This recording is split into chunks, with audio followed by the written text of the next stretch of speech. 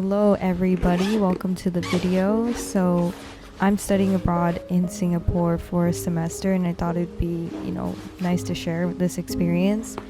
So about the program I'm attending NUS, National University of Singapore, and I heard they're actually pretty academically rigorous because they're a top school in Singapore and globally as well. Oh god.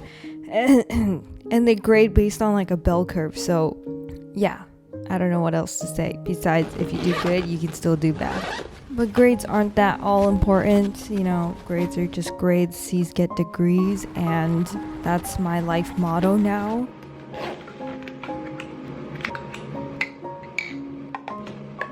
Yeah, so I ended up packing pretty late. The clothes I started maybe like 2 or 3 days before I left, and then the toiletries I started doing the night before. So I was doing all of this at like 12 a.m. I was really taking my sweet time with the packing of the toiletries because I was like, oh, maybe if I don't sleep that much before my flight, I'll end up sleeping, wait a minute, then I'll be adjusting to Singaporean time because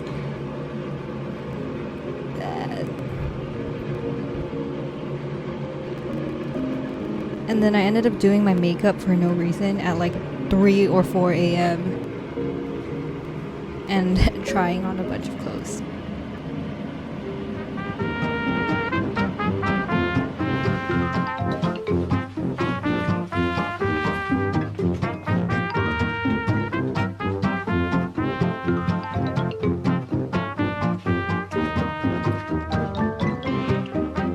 It's 8:30. Woke up around 7:30, took a shower.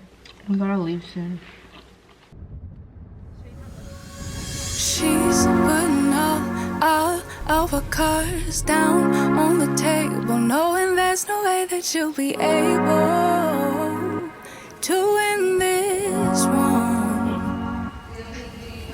But she's somebody else in the making. First, she just gotta stop all the faking, and she'll be there. But she's wondering if it's gonna feel like she's forever. Wondering if it's gonna feel like this whenever she leaves her safe space. She leaves her safe space. Wondering if it is forever, or is there some place that will make her feel better? Make her feel better. Then that's where she'll go.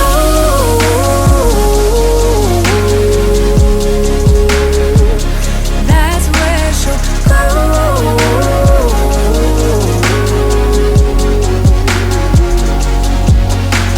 Somebody say, don't be afraid of loving yourself, 'cause that is all you got in the end. You got in the end.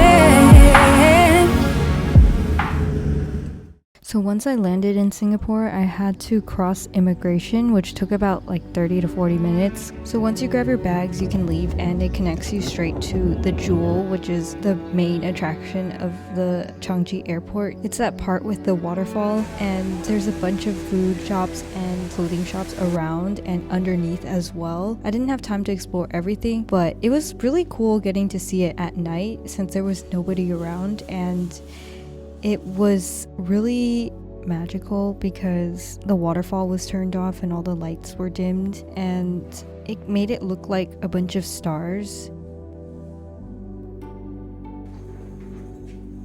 But then I checked into my hotel, which was inside the airport, and got this like tiny little cube, which was really nice. Unpacked a little, settled in, figured out what I had to do the next day, and ended up going to sleep at around like 2:30. Yeah. And then I had to wake up early since I had a lot of work to do, so I ended up only sleeping like until 7, I believe. Yeah. 2:22 a.m. I'm just gonna sleep till 6 because I have a paper to write and then a final soon.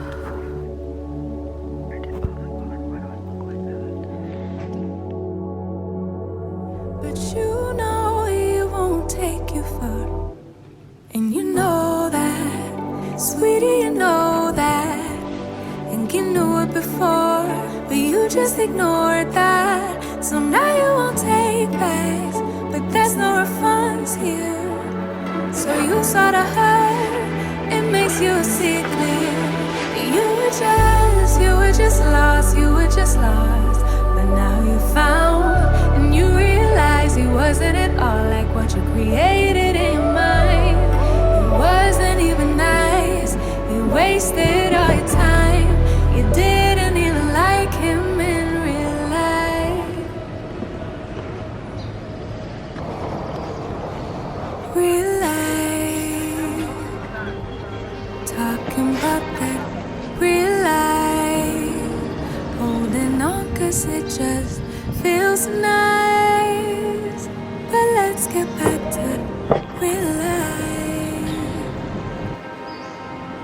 Real life. Talking about that real life. Holding on cause it just feels nice. But let's get back to real life.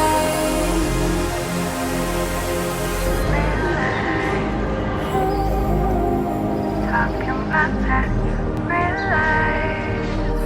Holding on cause it just feels nice. But let's get back to real life.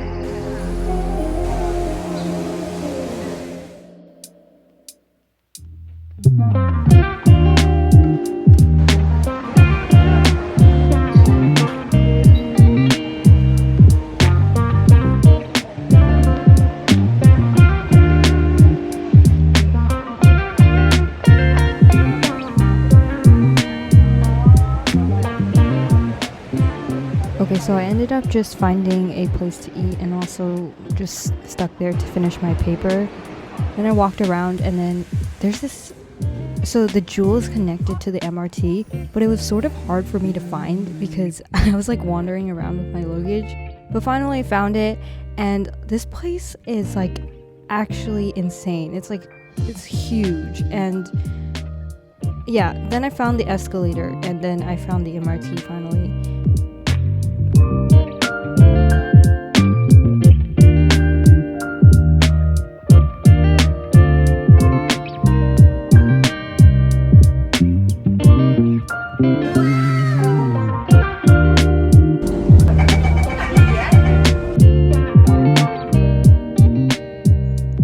Ride was very nice. There were a lot of people, but it was exciting to me because it was the first time I was there. It was also really humid, and yeah, I mean, I was expecting it to be humid, but I was all sticky and sweaty, but that's just how it be every day here.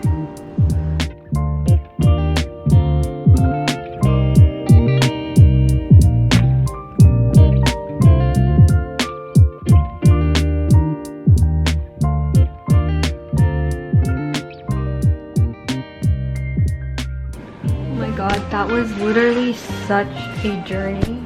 I was carrying my luggage around the streets and then all the locals were like looking at me like probably laughing inside, and I was like, oh my god. But yeah, because I decided, I was like, I'm just gonna take the MRT because I wanted to see what it was like. I was lugging around this huge luggage, and so it was clunky and it was awkward, and then I was like, okay, it's an 11-minute walk from the station to here, and I was like, that's not that bad. And then I started walking it and I was like, oh god, I'm so dumb. I feel like I look out of place, but I actually don't, because there's like a lot of foreigners, a lot of people are traveling right now, and it's probably all in my head. I ended up just chilling for a little bit, trying to finish a little bit more of my paper, but was feeling pretty tired, so I didn't get that much done. Then I got ready for this fireworks show that was happening in Marina Bay. Yeah. You know how when you like sweat in something and then you wear it later and it's kind of like cold? Okay, I found out later that this fireworks show was actually a preview or a practice run for their National Day of Singapore, which is on August 9th. And this day is celebrating Singapore's independence from Malaysia in 1965. yeah, I ended up leaving to get groceries or just like water because I didn't have water, and I bought a big bottle of water and some tiny bananas. Oh my god, I literally locked myself out. Oh, I'm never going to get there. It's almost 7 already.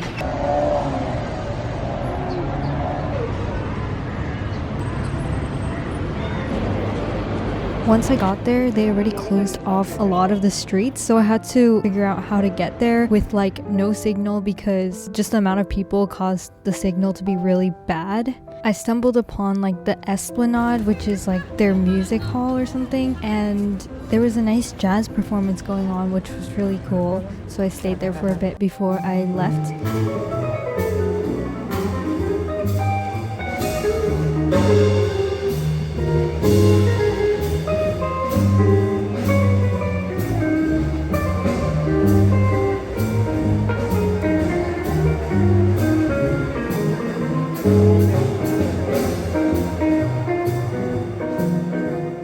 So I ended up getting there kind of late since I locked myself out of my hotel room. They ended up closing off part of the bridge that the other students were watching the fireworks at, so I couldn't get to them. Eventually I met up with them like pretty late after the fireworks ended, but I ended up just walking around and watching the fireworks by myself.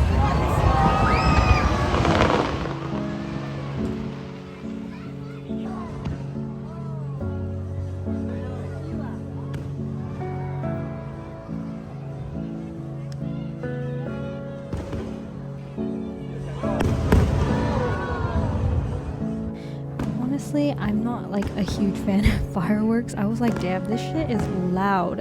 And so I had my AirPods in. But seriously, the whole time I was watching the fireworks, I was just wondering how much carbon emission the fireworks were producing. And also how much money it costs going into these fireworks. But yeah, that's it for this video. Thanks for watching if you've made it this far, and I guess I'll see you in the next one.